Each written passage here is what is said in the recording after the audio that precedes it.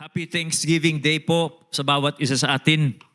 At salamat po sa Panginoon dahil ito pong celebration natin ito na 10th year na pala ay somehow yung ibang churches po, kundi po ninyo nalalaman, yung ibang churches, they are adopting it. No, nung pong kinukwento ko, nalaman nila kung ano ang ginawa ng Panginoon through our Thanksgiving offerings, first fruit offerings natin, ay ginaya po nila dahil nasabi ko po sa kanila, yung pong Lord's Way, yung mga properties na binigay sa atin, pinagkatiwala sa atin ng Panginoon ay tulong-tulong na offering ng mga members. Walang foreign support, walang special gimmicks para magkaloob po yung mga kapatiran natin.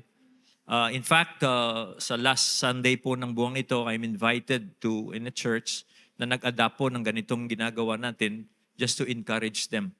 Ngayon pong umagang ito ay I prepared a message regarding the goodness of God, and I want you to all stand para basahin ko po ang Psalm 103,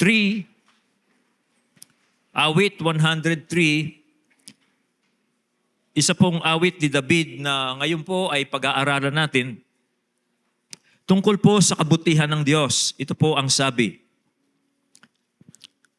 "Purihin mo ang Panginoon, o kaluluwa ko, at lahat ng nasa loob ko.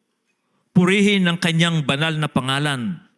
Purihin mo ang Panginoon, o kaluluwa ko, at huwag mong kalimutan ang lahat niyang mga biyaya, na siyang nagpapatawad ng lahat mong mga kasamaan, na siyang nagpapagaling ng lahat mong karamdaman, na siyang tumutubos ng iyong buhay sa hukay, na siyang nagpuputong sa iyo ng habag at tapat na pagmamahal, na siyang bumubusog sa iyong nasa ng mga mabubuting bagay at anupat na babago na gaya ng sa agila ang iyong kabataan.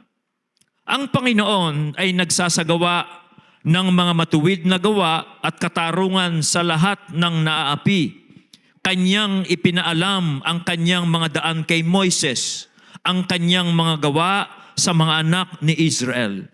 Ang Panginoon ay mahabagin at mapagbiyaya, hindi magagalitin at sa tapat na pag-ibig ay sagana.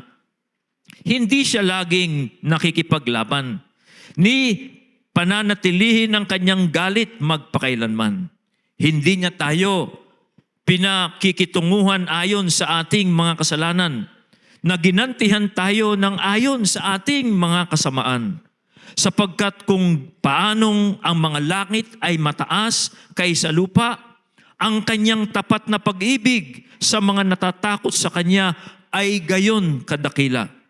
Kung gaano ang layo ng silangan sa kanluran, ay gayon inilayo niya sa atin ang ating mga pagsuway.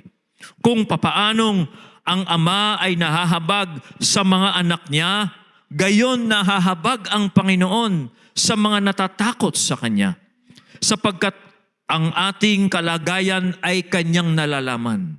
Naaalala niya na tayo ay alabok. Tungkol sa tao, ang Kanyang mga araw ay parang damo. Siya'y lumalagong gaya ng bulaklak sa parang. Ito'y dinaanan ng hangin at ito'y naglaho, at ang lugar na iyon ay hindi na nalalaman. Ngunit ang tapat na pag-ibig ng Panginoon ay mula sa walang hanggan hanggang sa walang hanggan para sa mga natatakot sa Kanya. At ang Kanyang katuwiran ay hanggang sa mga anak ng mga anak, sa mga nag-iingat ng tipan niya, at sa nakakaalalang gawin ang mga utos niya. Itinatag ng Panginoon ang kanyang trono sa mga kalangitan at naghahari sa lahat ang kanyang kaharian. Purihin ninyo ang Panginoon, kayong mga anghel niya, kayong mga makapangyarihan sa kalakasan na gumaganap ng kanyang salita, na nakikinig sa tinig ng kanyang salita. Purihin ninyo ang Panginoon, kayong lahat ng hukbo niya, kayong mga lingkod niya na nagsisigawa ng kanyang kalooban. Purihin ninyo ang Panginoon, lahat ng kanyang mga gawa, sa lahat ng dako ng kanyang kapamahalaan. Purihin mo ang Panginoon, o kaluluwa ko. Ito po ang salita ng Diyos na ating pag-aaralan. Makakaupo na po kayo, mga kapatid.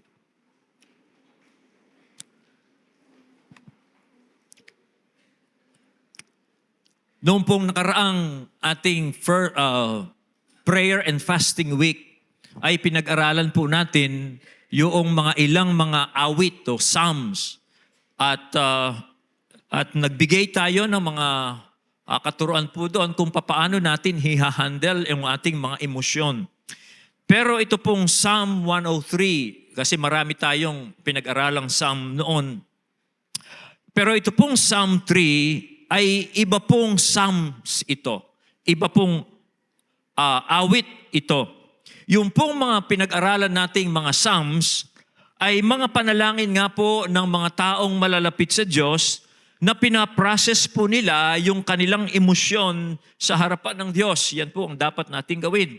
Na yung mga emosyon natin bilang mga Kristiyano, bilang mga mananampalataya sa Diyos, ay hindi natin basta-basta inilalabas yan. O kaya kinikimkim yung emosyon natin. Ang mapong paraan diyan ay yung pinaprocess natin ito, yung anumang emosyon, bawa anger, doubt, guilt, dryness, kung ano pang emosyon, we are processing them before God. Yun po ang tamang paraan. Pero ito pong psalm na ito, it's not about that. It is a different psalm. Ang Psalm 103 po ay general psalm, sabi nga nila, general psalm. Ibig sabihin, kung papansin niyo, wala pong title ito. Ang sinabi lang ito ay Psalm of David, na si Haring David po ang sumulat nito. Pero mapansin natin, walang kasalanang kinukonfess ang psalm na ito. Wala ring doubt na nire-resolve. At wala ring fear. Walang takot na ini-express ang psalm na ito. Kundi ang Psalm 103 po, kung titingnan natin, ay tungkol po siya sa paghahandle natin ng mga sitwasyon natin, anuman ang sitwasyon natin sa buhay. It gives us a principle how to handle life in general. No? Whether we are angry, whether we are doubting, whether we are fearing, we are anxious, it teaches us a principle how to handle life generally. No, yan po ang tinuturo niya.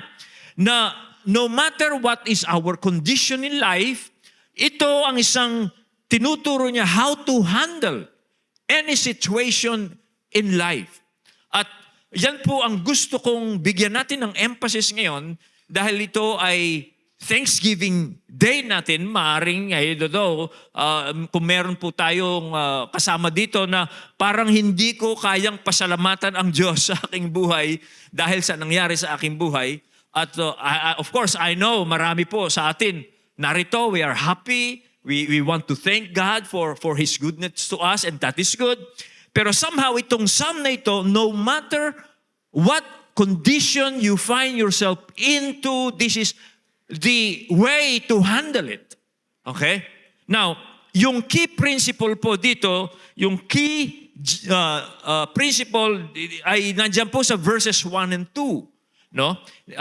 Ang key general principle, how to handle life no matter what happens in our life, is in verses 1 and 2. At gusto kong basahin po sa inyo sa English. Sabi dito, Bless the Lord, O my soul, and all that is within me. Bless His holy name. Bless the Lord, O my soul, and forget not all His benefits. Now, that is Hebrew parallelism. Yung pong ibig sabihin ng Hebrew parallelism, ang mga Hebrew authors po, when they are writing poems, generally they elaborate on a single verse. Halimbawa po ito, yung pong verse 2 is an expanded explanation of verse 1. It is talking of the same idea, pero ini-explain niya in an expanded form. Na ibig pong sabihin, una, pansin niyo sa verse 1, inuutusan po ni David yung kanyang kaluluwa na purihin ang Panginoon. Okay? And then, sa verse 2, in-expand niya yung verse 1, in-explain pa niya how to bless the Lord. So sa verse 1, inuutusan ni David yung kanyang kaluluwa na purihin ng Panginoon. By the way, pansin niyo, pwede po nating utusan ang ating kaluluwa na purihin ng Panginoon no matter what. Ano man ang sitwasyon mo, you can command your soul to praise and thank God. And then, in-explain niya, in-expand po niya sa verse 2 kung ano ang ibig niyang sabihin. Yung verse 2 po, sabi niya, "Bless the Lord, O my soul." That is the same thing, and then in-expand niya how to bless the Lord. And do not forget all His benefits. In straight form, ang sinasabi po ni David ay ito, the way to bless the Lord is not to forget all His benefits. Para hindi mo, para purihin mo ang Panginoon, isang paraan, o ang isang espesyal na paraan, huwag mong kalilimutan ang kanyang mga kabutihan. That's the general principle. Huwag mong kalimutan ang lahat niyang biyaya. That is one way to bless the Lord. Okay? Now, yan po ang gusto kong pag-aralan natin so that this celebration of our Thanksgiving will be full at ang bawat isa po talaga ay magkaroon ng attitude of thanksgiving. Okay? So the life principle is this.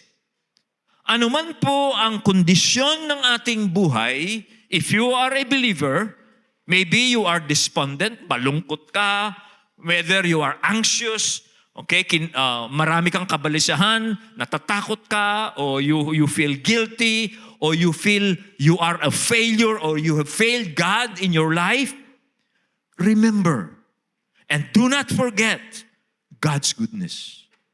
Okay? Huwag mong kalimutan ang kabutihan ng Diyos.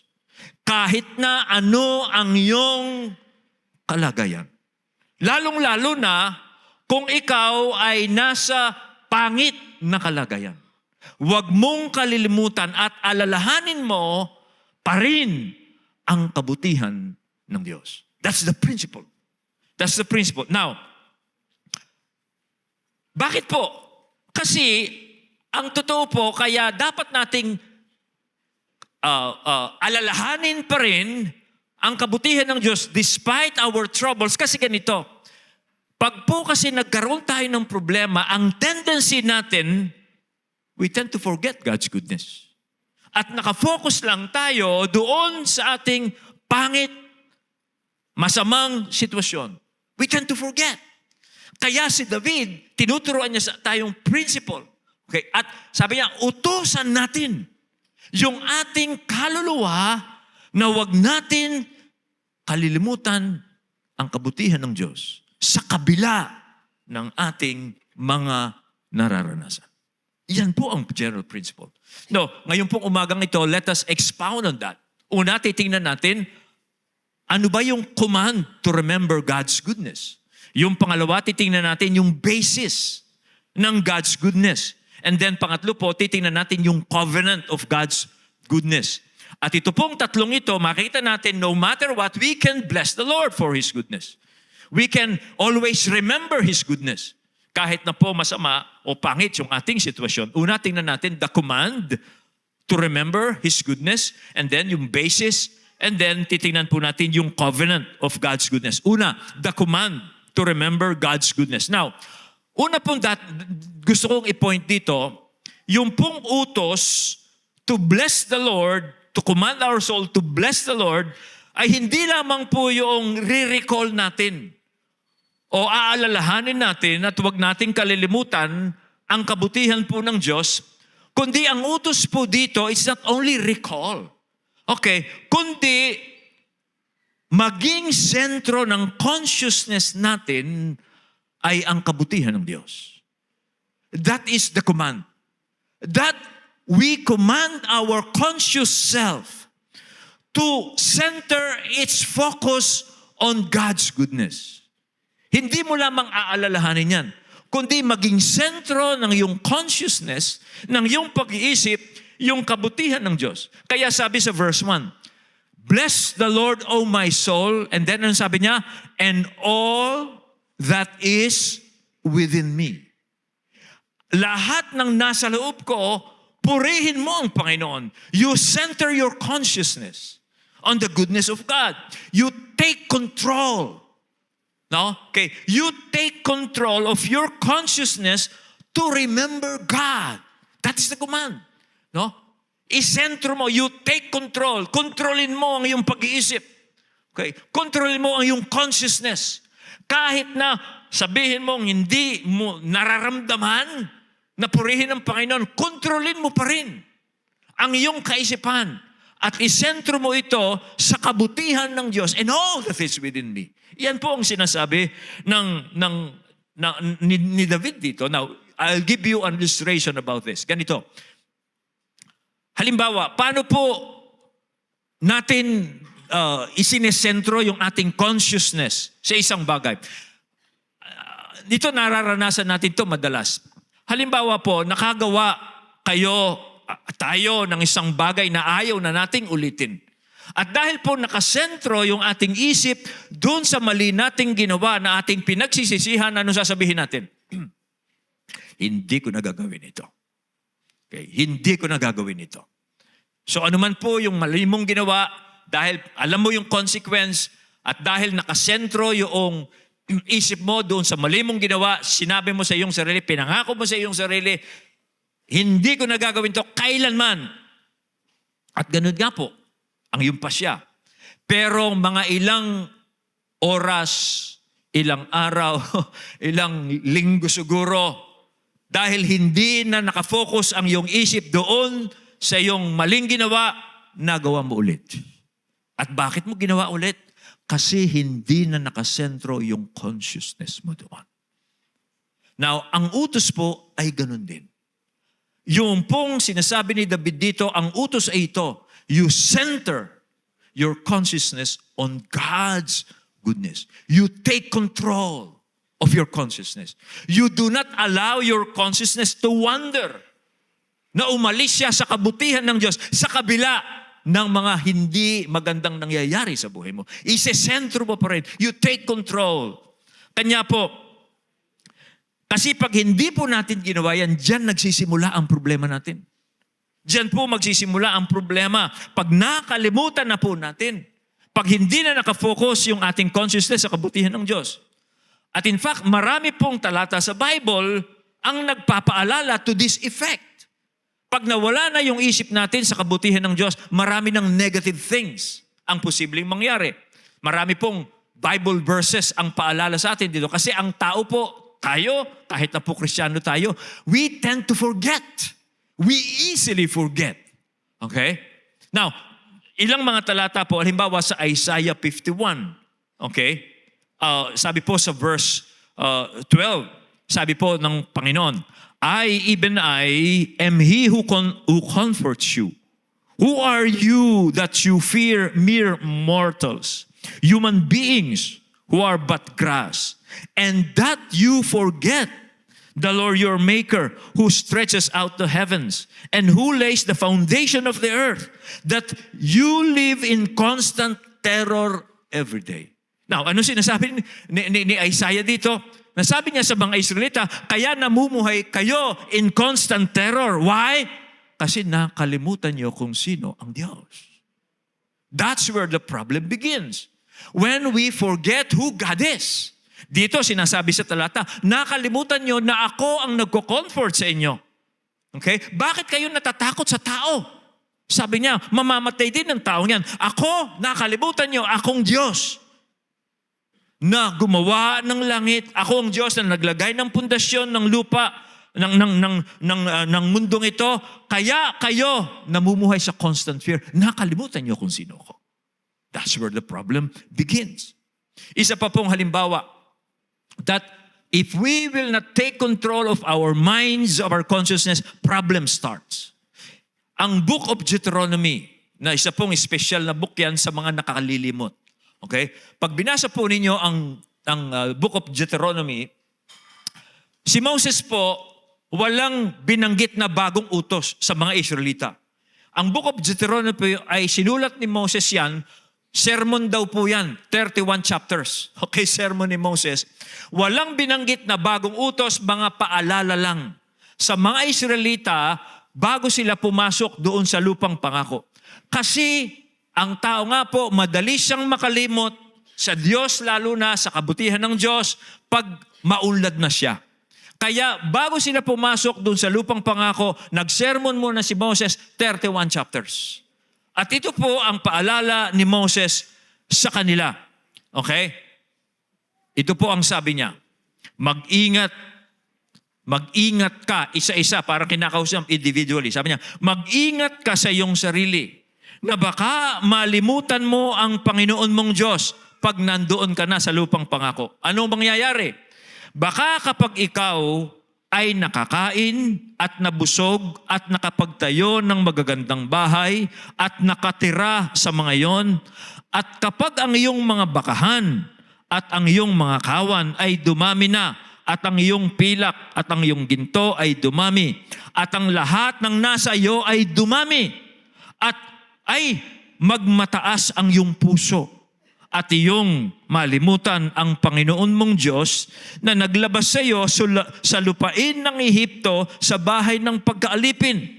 Huwag mong sabihin sa iyong puso, ang aking kapangyarihan at ang lakas ng aking kamay ang siyang nagbigay sa akin ng kayamanang ito, kundi alalahanin mo ang Panginoon mong Diyos, sapagkat siya ang nagbigay sa iyo ng kapangyarihan upang magkaroon ka ng kayamanan, upang kanyang papagtibayin ang kanyang tipan.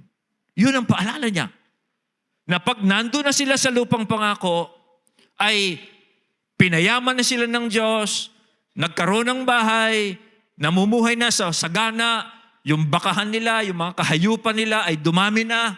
Hindi naman kahayupan, yung mga husbandry. Okay? Yung pong kanilang husbandry, yung mga hayop nila ay dumami na. Sabi ni Moses, huwag niyong kalilimutan kasi pag nakalimutan niyo ang kabutihan ng Diyos, magmamataas kayo sa inyong sarili.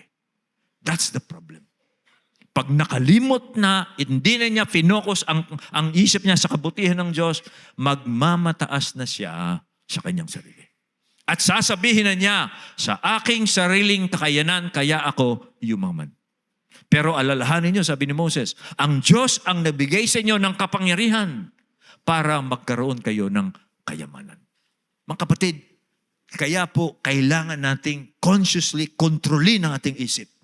Not to forget the goodness of God. Kasi that's where the problem begins. Now, sa Bible po, gusto kong ulitin, remembering is not only recalling. It is controlling our consciousness. Okay? Taking control of our consciousness so that it will affect how we live. Okay? Yan po ang utos. When the Bible says, remember, let us control our consciousness. Halimbawa, dito sa Deuteronomy 8, okay? Inuutos po ni Moses dito, kontrolin natin yung consciousness natin para hindi natin makalimutan ng kabutihan ng Diyos. Pag pinagpala tayo, kaya hindi ba ho ba yan ang isang temptation sa atin? Ang kahirapan po, hindi tayo ilalayo niyan sa Diyos. In fact, ilalapit tayo sa Diyos. Ang maglalayo po sa isang Kristiyano ay ang kayamanan. Pag pinagpala na po siya ng Diyos. Yung puso niya na dating malapit sa Diyos, lalayo siya ng kayamanan kung makakalimutan niya ang kabutihan ng Diyos sa buhay niya. Okay? Iyan po ang makikita natin. Kaya dito sa Deuteronomy 8, inuutusan po ni Moses ang mga Israelitang alalahanin niyo ang Diyos ang nagpayaman sa inyo. Kasi the moment that you forget that, you will have many problems. What problems? Well, anxiety. Kahit na mayaman yung tao, Kristiyano, nakalimutan niya ang kabutihan ng Diyos, namumuhay niya sa sarili niyang isip, iniisip niya na siya ang dahilan ng kanyang pagyaman. Hindi na niya ituturing, bibilang na ang kanyang pagyaman ay galing sa Diyos, mamumuhay na siya sa anxiety. Mamumuhay na siya sa guilt. Okay, mamumuhay na siya kung ano-ano, doubt. Hanggang sa makita niya na parang ang layo niya sa Panginoon because he is forgetting the goodness of God. Now, yan po ang command. Now, dito po sa Psalm 103, ano po ba ang mga benefits? Okay, na dapat pong maging foremost sa isip natin. Okay, lalong-lalo na po in times of trouble. The Psalm 103, iniisa-isa po ni David kung ano ang mga benefits, pagpapala na dapat nating alalahanin, maging foremost sa ating isip. Okay? Lalo-lalo na po when in times of trouble. Sa verse 3 and 5, dinescribe po ni David yung kondisyon na yon. Okay? Kung papaano po tayo hinango ng Diyos sa ating mga troubles. And it's very profitable for us to remember kung paano po tayo hinango ng Diyos mula sa baba at inilagay tayo sa isang magandang kalalagyan. It's always good to remember that. Na kung saan tayo nanggaling at kung saan tayo inilagay ng Diyos sa isang panatag at safe na kondisyon. At sa verse 3 to 5 po, ay ganyan po ang description na sinasabi ni David na dapat nating laging alalahanin. Tingnan natin yung verse 3 to 5.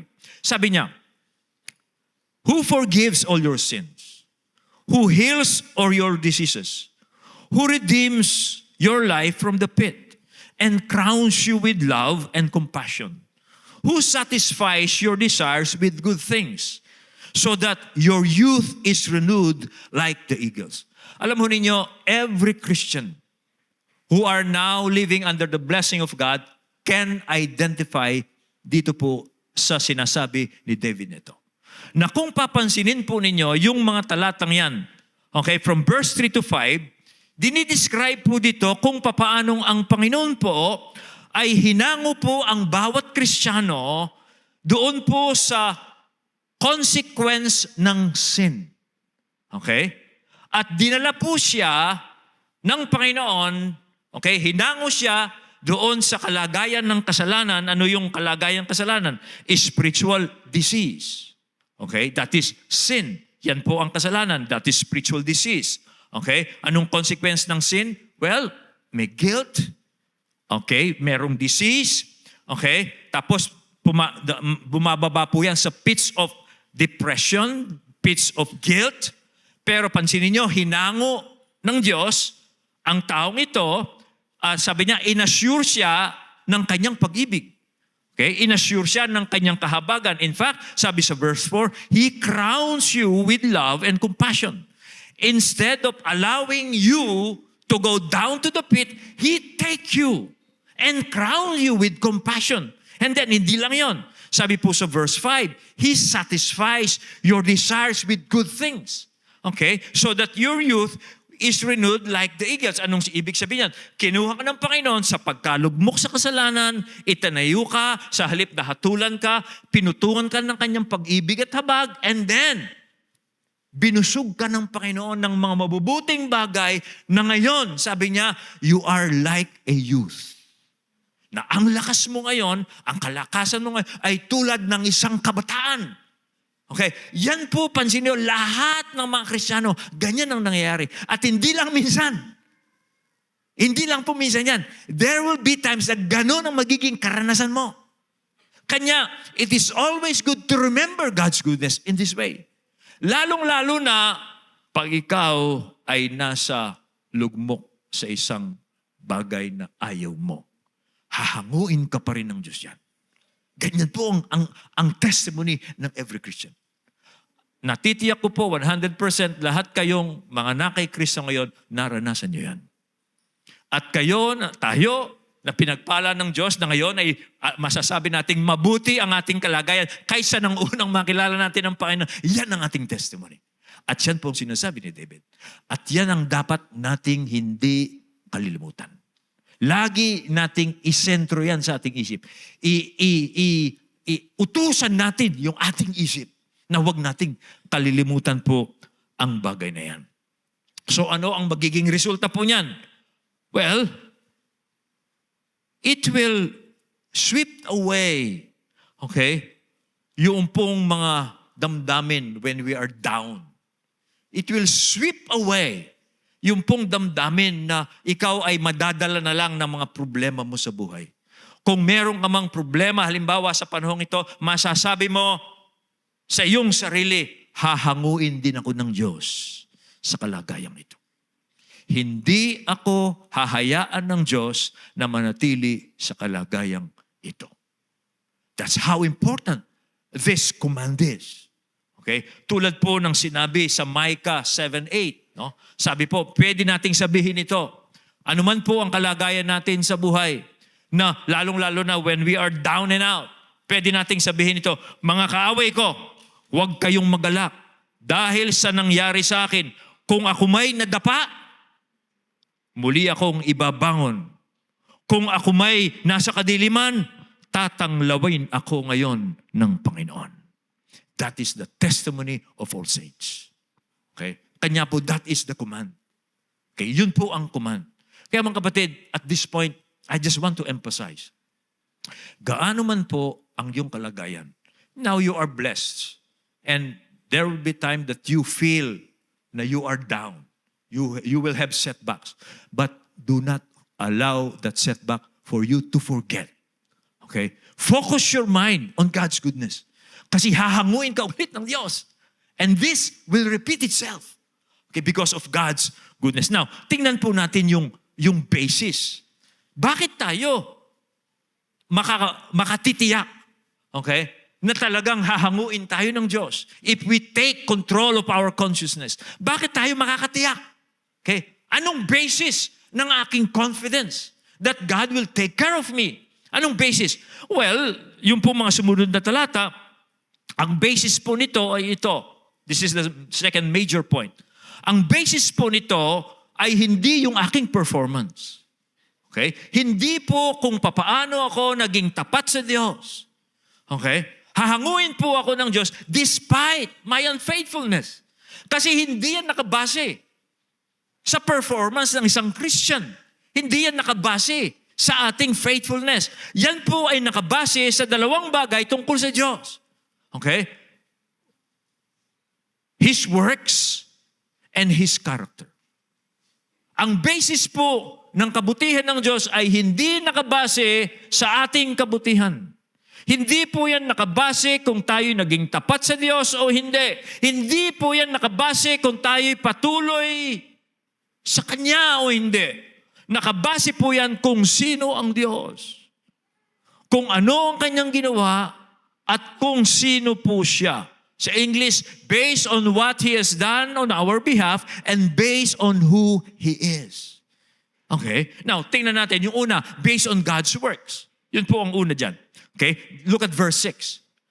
Verse 6 says, the Lord works righteousness and justice of all for all the oppressed. Sino po ang oppressed dito? Tayo.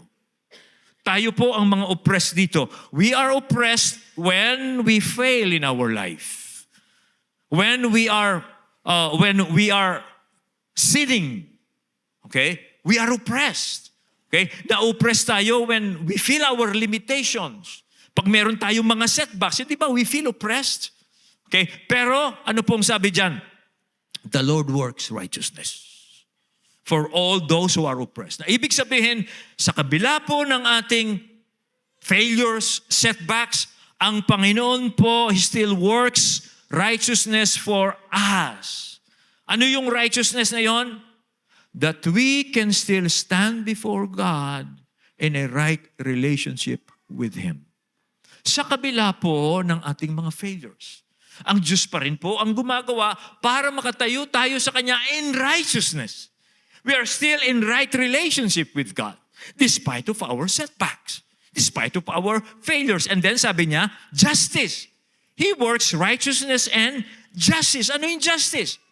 Okay, na despite our failures, God forgives us. Kahit na tayo nagkamali, patatawarin tayo ng Diyos and still remain just. Makatarungan pa rin ang Diyos. He works righteousness and justice for us. Justice, unulit ko, sa kabila ng failures ng Diyos, o failures natin, God will still forgive us. And He remains just. Okay? Kanya po ito, hindi nakabase yan sa performance natin. Kundi in spite of our failures, God works for us. Now, paano mangyayari yan? He works righteousness. He works justice for all who are oppressed. Paano ginawa ng Diyos yan? It is through the gospel. In the gospel, in the name of Jesus Christ, by Jesus Christ, God works righteousness and justice for all who are His.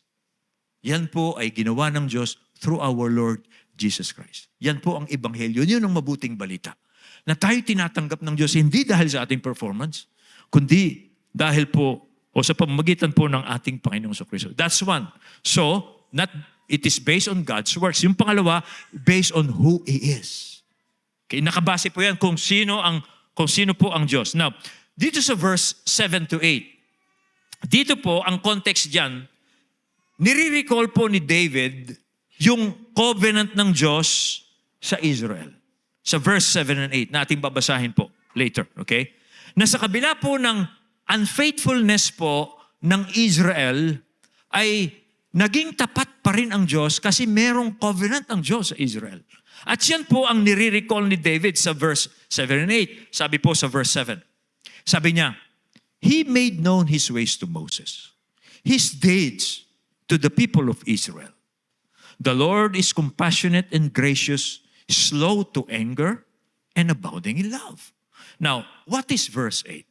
Kung titingnan nyo, yung verse 8 na yan, yan po ang exact revelation ng Diyos kay Moses. Okay?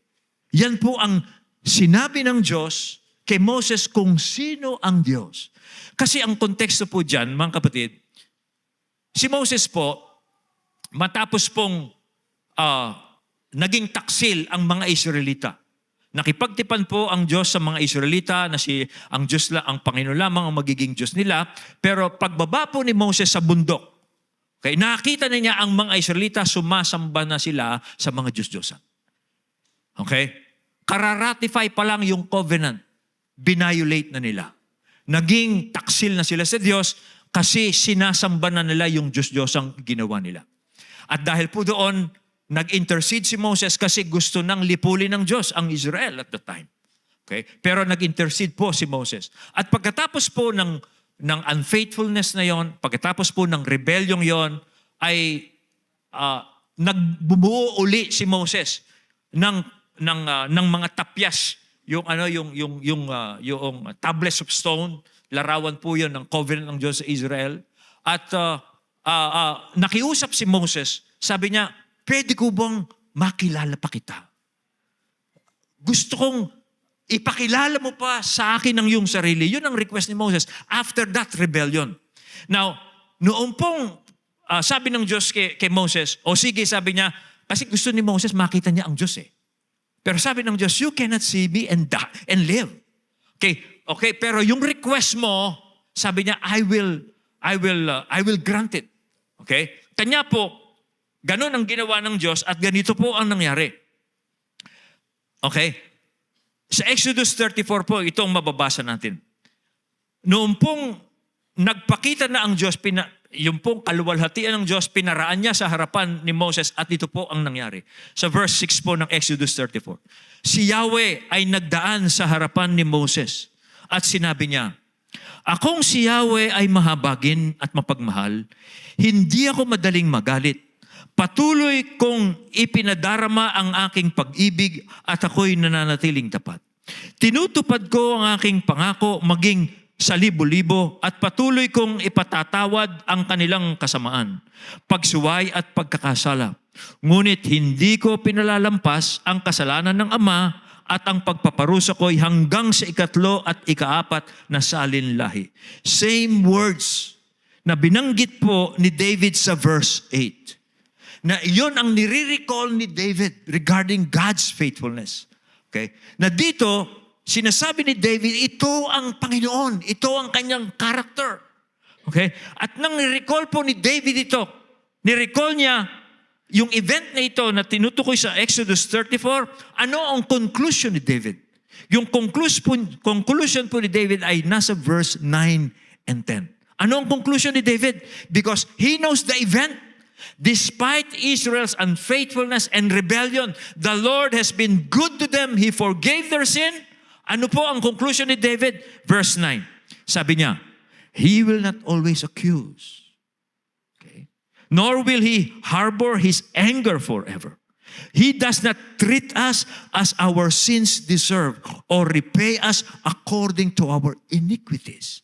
Yun ang conclusion niya. Kaya nasabi niya, I still can praise the Lord of His goodness kasi alam niya kung sino ang Diyos. Now, dito niyo sa verse 9, look at verse 9. Sabi po niyan, He will not always accuse. He will not harbor His anger forever.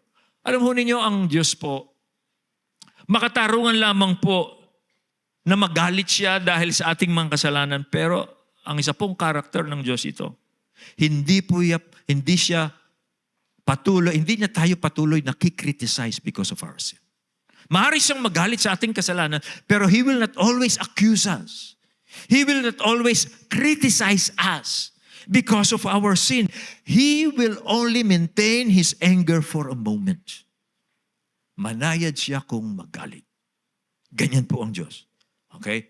Maaring ang puot ng Diyos malaki, pero ang kanyang kahabagan ay mas malaki.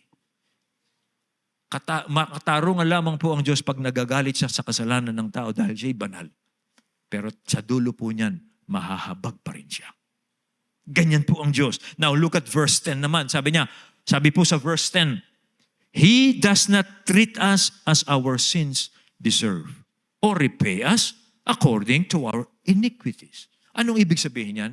Ang Diyos po, hindi siya nagre-respond sa tao batay sa kanyang kasalanan. Alam ho ninyo kung ang Diyos po gagantimpalaan lang tayo batay sa ating mga ginagawa, siguro yung blessing natin sa Panginoon, tip lang. Tip lang, tip. Okay? Kasi pag tiningnan mo ang sarili mo, tapos ang blessing mo ngayon, ganun-ganun lang. Masasabi mo, buti na lang hindi batay sa mga ginagawa ko ang blessing ng Diyos. Kasi kung bless lang tayo ng Diyos, batay sa ating mga ginagawa, nako, limos. Limos lang. Pero tingnan mo yung sarili mo. Paano ka bless ng Panginoon? Higit-higit sa nararapat sa'yo. Okay? Tingnan po ninyo ang sarili nyo. Minsan nakakalimutan natin yan kasi nakafocus tayo doon sa problema. Hindi natin nakikita kung paano tayo hinango ng Diyos. Dito nga sa Lord's Way, ang daming mga sabi ko, itong kapatid na ito, bilis na. Sigurado ang susunod ito, may sasakyan na. Dati estudyante lang yan eh. Kita, kulang pa yung pamasahe, pera niya sa pamasahe. Ano, ang pagsubok lang yan, nung estudyante, walang pamasahe, kulang pamasahe, walang pambayad sa term paper, walang pambayad sa project, ganun lang. Pero ngayon, tingnan mo yung blessing. Iba. Okay? Higit doon sa naisip, sa kanyang ginawa. On myself, ganyan din ang nakita ko sa aking sarili. Kung ako'y be-blessed ng Diyos batay sa aking performance, nako, tip, limos, awa. Halos hindi mo siguro makita yung blessing na yon.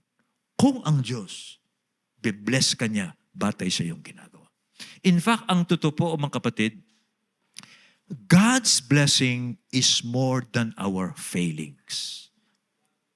God's blessings is more than our failings. Okay?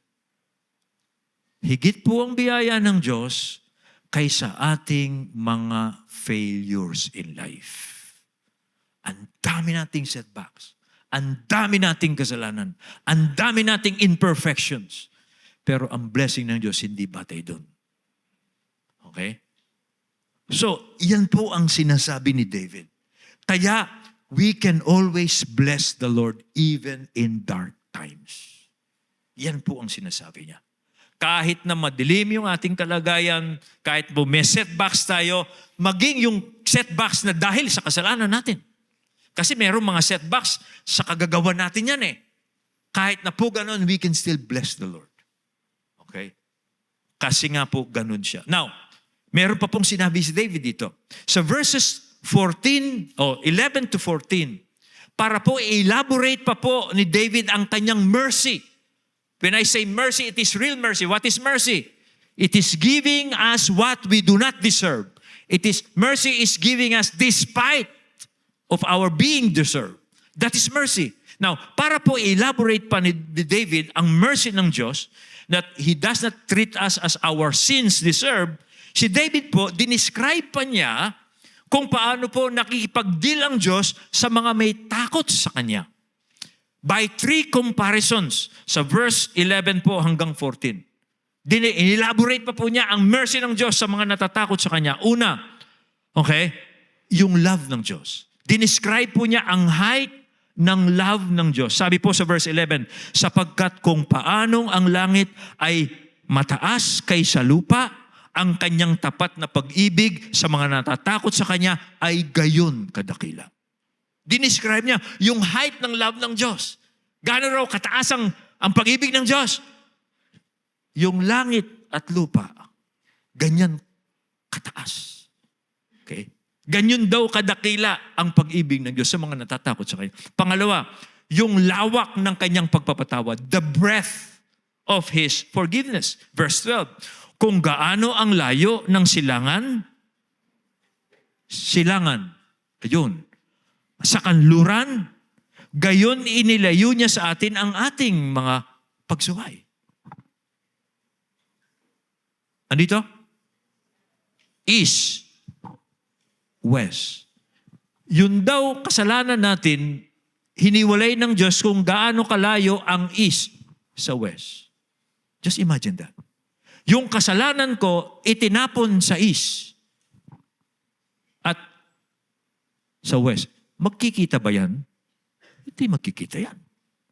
Ganun daw kalawak ang pagpapatawad ng Diyos sa atin.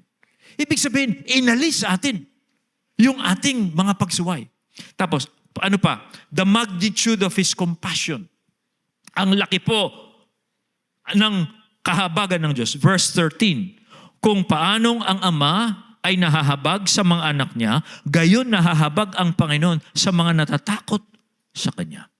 Well, kung gaano raw nahahabag ang Ama sa anak niya, gayon nahahabag ang Panginoon sa mga natatakot sa Kanya. Kayong mga parents, tayong mga parents, pinarurusahan ho ba natin yung mga anak natin dahil minsan pag kumakain sila natatapon? Minsan si Grace mayroon sa pinos, si Timmy, tinuturuan niyang kumain. Merong bowl doon sa harapan ni Timmy, merong rice, may toppings na gulay, tapos may kutsara siya. Lately lang na pinos ni Grace yan, pinakita sa amin. Tapos si Timmy, sa halip na gamitin yung kutsara, kinamay niya. Ngayon, hindi pa nasusyut. Ngayon, anong gagawin ni Grace? Binatukan ba niya si Timmy? Laki-laki mo na. Hindi ka pa marunong kumain. Ganun ba yung mga magulang? No. Okay? Tayong mga magulang, madali tayong magpatawad sa ating mga anak kasi alam natin silang they're frail. Okay? Bata pa sila. Okay? Yun ang sinasabi ni David. Na kung papaano raw na yung mga magulang ay nahahabag sa kanilang mga anak kasi alam nila na ang kanilang mga anak ay bata pa lang, we easily forgive them. Ganun daw ang Diyos sa atin. Sa atin kasi, sa isip natin, ang Diyos malupit. Ang isip natin sa Diyos. Even me, sometimes I think about God that way, na ang Diyos malupit. Kaya minsan malupit din tayo sa ibang Christian, no? The way we treat other Christians. Kasi nga, ang tingin natin sa Diyos, malupit siya. Pag nagkasala tayo, parang batok kagad. Mayroong mga magulang, batok kagad sa mga anak nila. Pag nagkamali, palo kagad. Iniisip natin, ganun din ang Diyos. Kaya minsan, ang aking discernment dyan, pag ang isang Kristiyano masyadong mahigpit sa kapwa Kristiyano, ang tingin niya sa Diyos, hindi siya mahabaging Diyos. Malupit na Diyos siya. Kaya ako nung malaman ko ito, nagiging compassionate ako sa mga Christians. No? Kasi that is who God is. Kasi the way you look at God is the way you treat other people. Pero ang totoo ang Diyos ganito raw. Kung paanong ang Ama ay mahabagin sa kanyang mga anak na nagkakamali, ganun din daw ang Diyos sa mga anak niya, sa mga natatakot sa Kanya. Madali po tayong magpatawad sa ating mga anak. Kaya minsan nga, malalaki na sila. Pag nakakagawa sila ng masama o ayaw natin, madali tayo magpatawad. Kasi anak mo yan eh. Anak mo yan eh. Ganun ang yun damdamin ng isang magulang sa anak. Kahit na matanda na sila, laki mo na, hindi mo gusto mo na sabihin na, pero anak mo yan eh. Madali kang magpatawad. Ganun daw ang Diyos. Kaya po minsan mag-ingat tayo the way we think about God. Naisip natin, malupit ang Diyos. Pag nagkamali tayo, agad tayong pinaparusahan. That is not God. We can still think about His goodness. Ganun po siya. Kasi David, para ipakita sa atin ito, nagbigay siya ng 3 paghalintulad sa Diyos. And then, now, I just want to emphasize, kanino pinadadama ng Diyos ang 3 kapahayagan ng kanyang habag na yun? Kanino?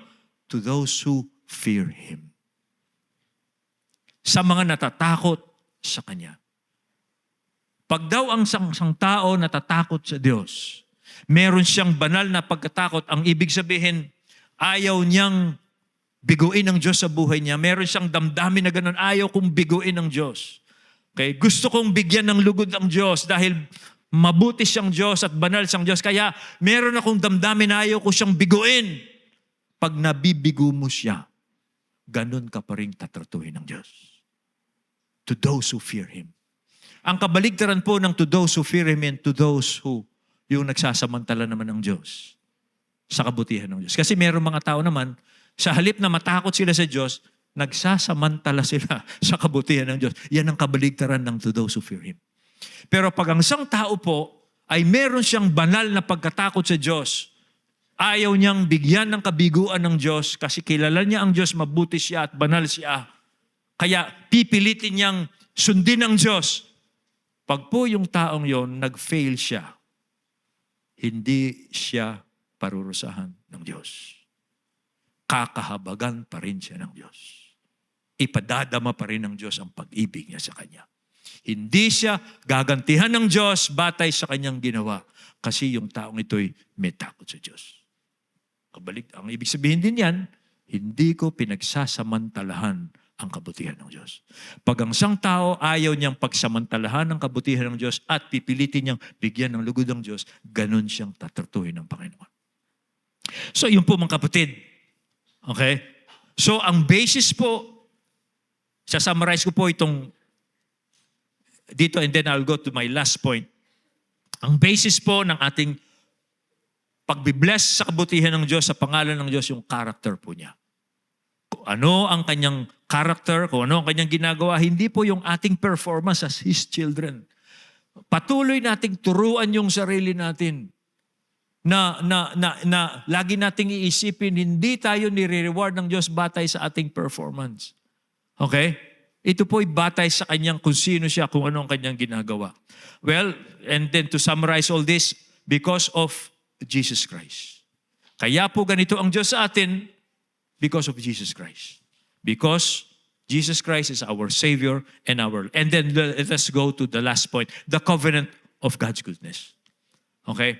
The covenant. Now, ang kabutihan po ng Diyos, doon sa mga natatakot sa Kanya, nakabase po sa covenant niya. Covenant. Binilang ko po yung salitang Lord dito, capital L-O-R-D. Yan po kasi ang covenant name ng Diyos. L-O-R-D. Pag po nakabasa kayo sa Old Testament ng capitalize yung Lord, yun po ang kanyang covenant name.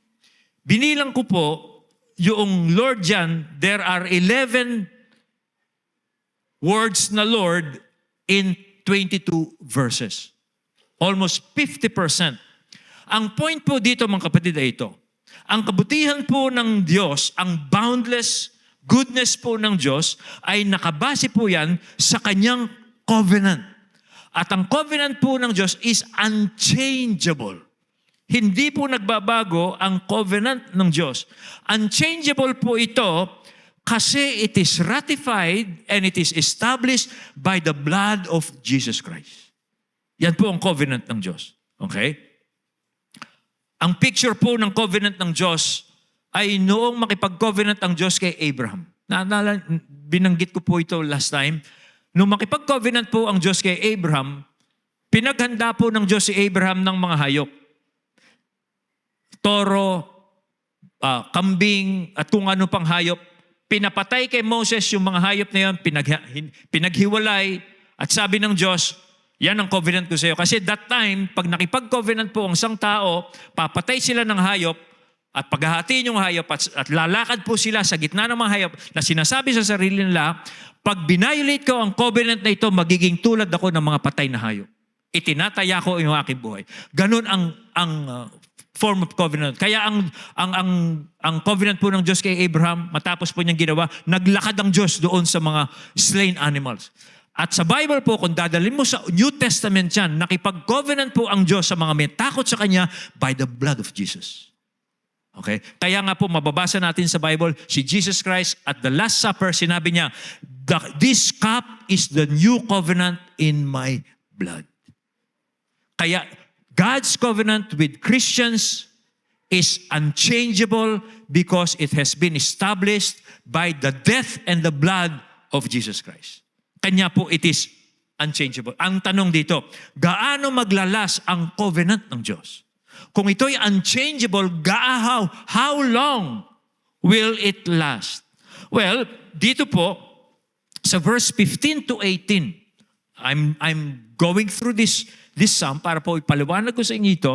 15 to 16 po, 18 pala, okay, si David po, naging tapat siya tungkol po sa buhay ng tao dito sa lupa. Naging tapat po si David. Inamin po ni David na ang buhay ng tao sa lupa ay panandalian lang. Ito ang sabi niya sa verse 15. As for man, his days are like grass. He flourishes like a flower of the field. For the wind passes over it and it is gone, and its place knows it no more. Ano po ang tao sa buhay na ito? Alam mo ninyo, ang tao po at the height of his prosperity, man will be taken away by death. Yan ang nakaka-depress sa tao eh. No?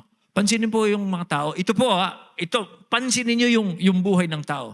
At the height ng kanyang prosperity, kung kailan siya binibless, kung kailan siya mayaman, kung kailan siya masaya sa kanyang buhay, kung kailan siya nag-enjoy sa kanyang buhay, doon siya kukunin ng kamatayan. That is very depressing.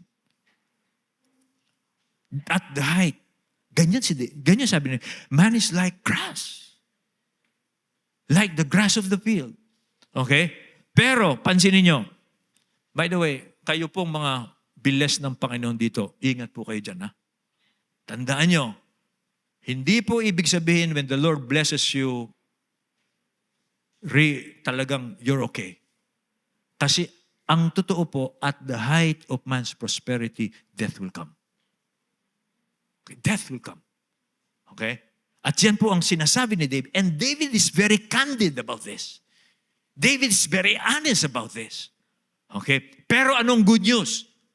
We are holding on to the goodness of what? Hanggang kailan ang goodness ng Diyos? Well, ang good news po ito. Look at verse 17. But the steadfast love of the Lord is from everlasting to everlasting on those who fear Him. And His righteousness to the children's children, to those who keep His covenant and remember to do His commandments. Now, again, pansinin nyo, the Lord's love is steadfast. Why? Because it is His covenant love. Covenant love yan, mga kapatid. Lord, then sinabi niya, steadfast love of Lord. Ang hindi nawawalang pag-ibig ng Diyos, it is steadfast. Why? Because it is based on His covenant. Hindi yan batay sa performance natin. He will remain faithful. And His goodness is from everlasting to everlasting. Kanya po, yung buhay natin dito, panandalian lang, pero mananatiling tapat ang Diyos. Because His covenant is unchangeable. Wow! Praise God. At sabi po dyan, mapalad yung mga taong iniingatan ng covenant ng Diyos through Jesus Christ. Okay? Mapalad tayong nanghahawakan sa covenant ng Diyos through Jesus Christ. Kasi yan ang gusto ng Diyos. Panghawakan natin yung covenant niya sa atin through Jesus Christ. Mapalad tayo. Kasi nga po, yan ang inuutos ng Diyos. At tingnan po ninyo yung verse 17b. Hanggang saan yung covenant ng Diyos? To those who fear Him, to their children's children. Okay, sinong nagsasabing yung mga katapatan ng mga magulang ngayon ay sayang? Alam ho ninyo, tayong mga parents na nagiging tapat sa Diyos, pinanghahawakan ang covenant niya sa atin through Jesus Christ, alam mo ninyo, nagpupunla kayo sa mga future generation ninyo. Hindi po nasasayang ang katapatan ninyo sa Diyos dahil nagpupunla kayo, nag-i-invest kayo sa buhay ng inyong mga future generation. Hindi po sayang yan. Aalalahanin ng Diyos, okay, ang kanyang covenant sa inyo hanggang sa mga susunod ninyong lahi. Wala na kayo dito, yung mga susunod ninyong lahi, magiging tapat ang Diyos sa kanila. Okay? I love that. I love that. No? Na yung aking mga apong nag-enjoy, I am planting, investing in their lives, in their future. Iyan po ang sabi ng Panginoon. Kaya po, tayo pong mga magulang dito, minsan kasi nakakalungkot, kung kailan matanda na, doon lalayo sa Diyos eh.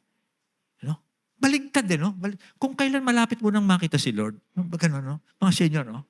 Pero napansin ko lang mga senior po, talagang sabi ko, bakit yung mga senior baligtad? Pag senior na sila, doon sila nalalamig, Parang baligtad. Di ba dapat, pag malapit mo nang matagpuan si Lord, dapat mas malapit ka, no?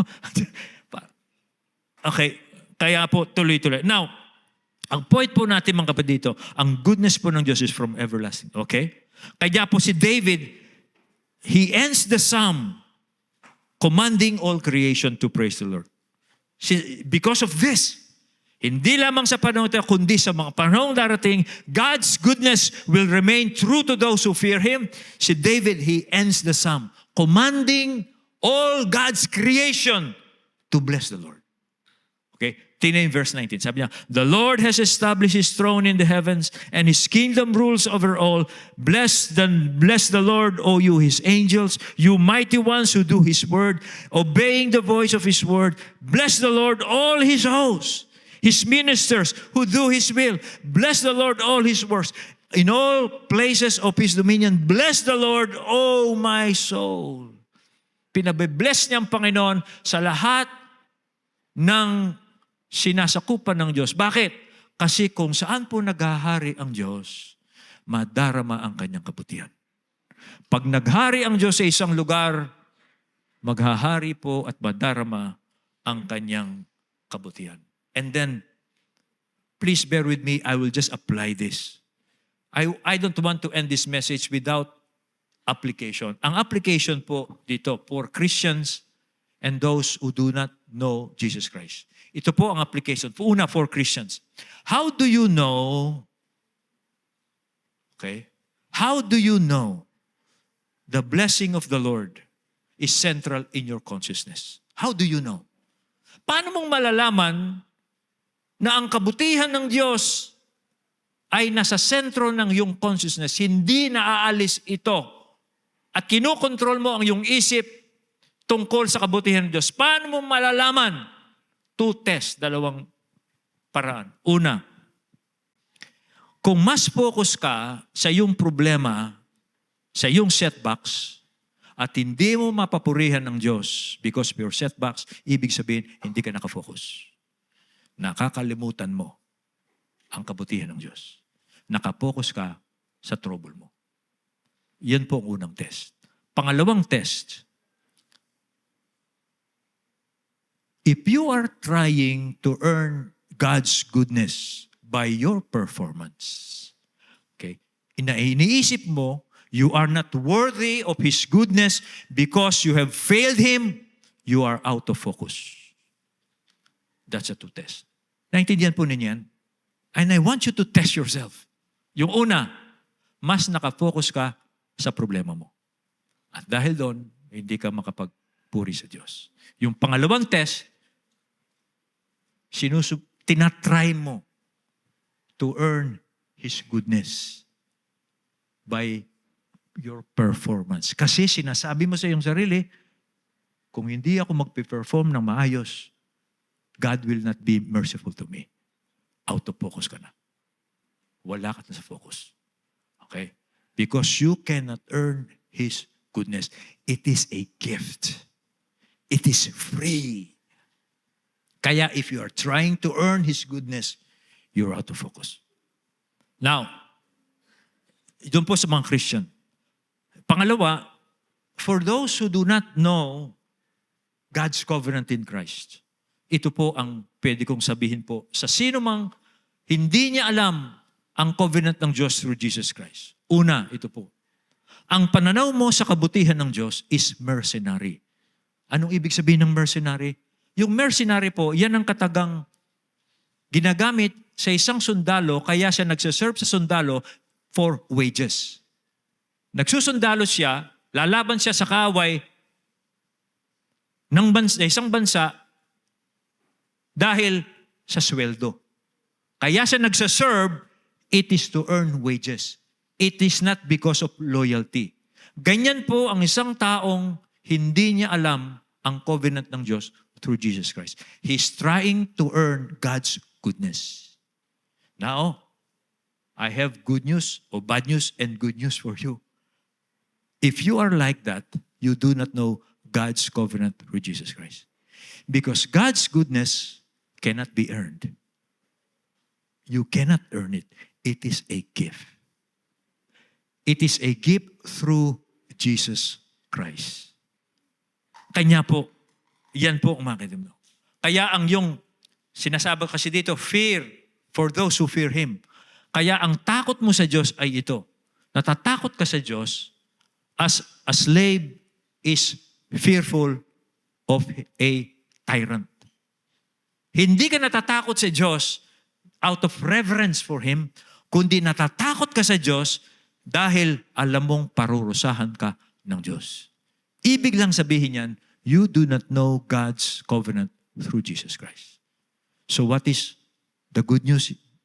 Ang dapat po ninyong malaman kung ganun po ang iisip ninyo, dapat ninyong malaman ng good news. Ang Diyos po, nakipag-covenant siya sa tao na ang kanyang goodness ay ibibigay niya sa pamamagitan ng Panginoong Hesukristo. Si Jesus po, ang ibinigay ng Diyos na kanyang covenant na ang sino man pong tatanggap kay Kristo, he will be given God's goodness. It's a gift. Regalo po yan ng Diyos sa atin through Jesus Christ.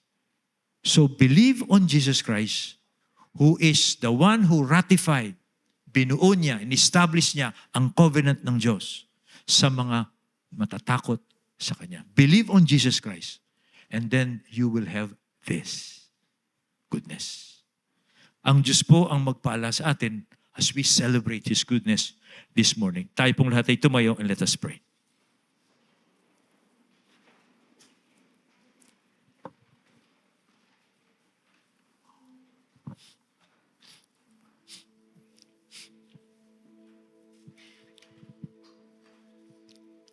We bless you, O Lord, because of your boundless goodness.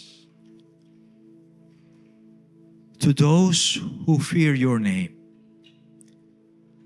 We fear your name because we have come to know, naalaman po namin ang iyong kabutihan sa pamamagitan ni Kristo. Hindi po namin ito na-earn, ito po ay gift po ninyo sa amin. At ngayon po, we take control of our minds and our consciousness to bless you, to bless your goodness. Dahil kung iisipin po namin isa-isa ang mga pagpapakita mo ng kabutihan sa amin, hindi po namin kailanman masusukat. Higit-higit po ito sa aming mga inaasahan at higit-higit po ito sa anumang aming ginawa. Kaya ngayon pong umagang ito, in fact, maghapon po at maging practice namin ito. Ano man po ang aming kalagayan sa buhay, alalahanin namin ang inyong kabutihan. Dahil kayo po ang Diyos na napakabuti. Kayo ang Diyos na kung wala kayo, wala na pong ibang mabuti sa amin. At salamat po, ang kabutihan po ninyong ito ay hindi lamang sa buhay na ito, kundi magpasawalang hanggan.